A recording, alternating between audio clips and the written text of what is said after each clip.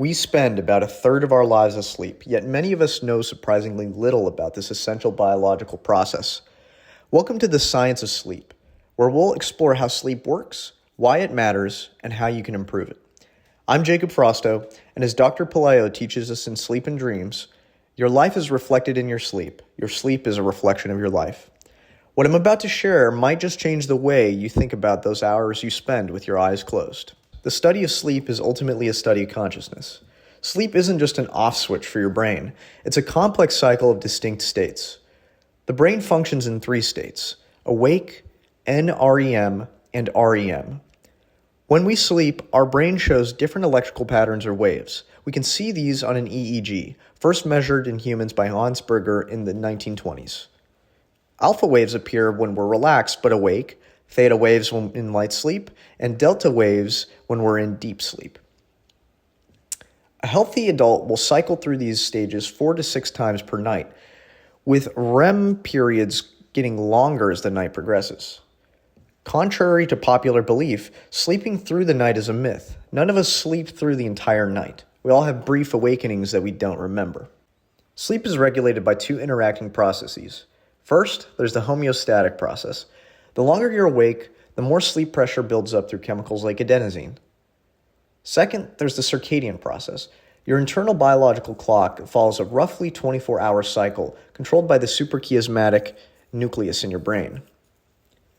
When these processes get out of sync, like from jet lag or sleep deprivation, serious problems occur. Our class motto is "Drowsiness is red alert," which reminds us that feeling sleepy is a critical warning sign that shouldn't really be ignored. Research shows that after 17 to 19 hours without sleep, your performance drops to levels equivalent to having a blood alcohol concentration of 0.05%. After 24 hours, it's equivalent to 0.1%, legally drunk in most states. The Epworth Sleepiness Scale is a quick test to measure daytime sleepiness. A score of 8 or higher indicates excessive sleepiness and a potential sleep disorder. According to recent data, almost all U.S. teens are sleep deprived, leading to impaired learning, mood issues, and increased health risks. Sleep disorders affect millions of people, yet many go undiagnosed. OSA, or obstructive sleep apnea, affects 25 million adults in the U.S. and 1 billion worldwide. It occurs when the airway collapses during sleep, causing breathing interruptions. It's important to remember that snoring is never normal, even though it may be common. OSA has serious health consequences, including increased risk of heart attacks, strokes, and even cancer.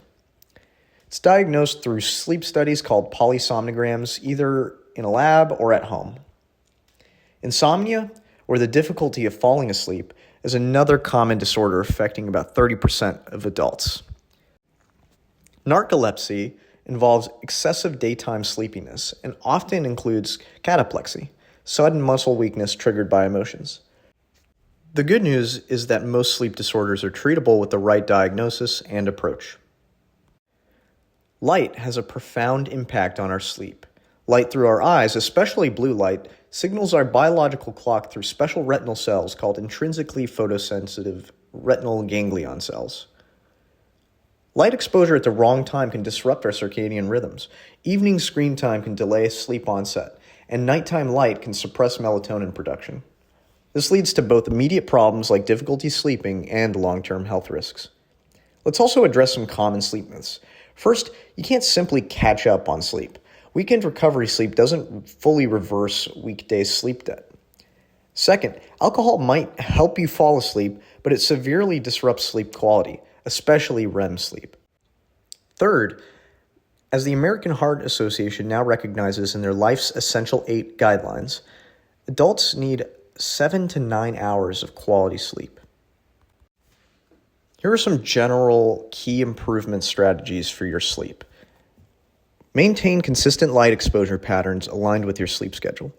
Minimize middle-of-the-night light exposure. Create a cool, dark, quiet sleeping environment.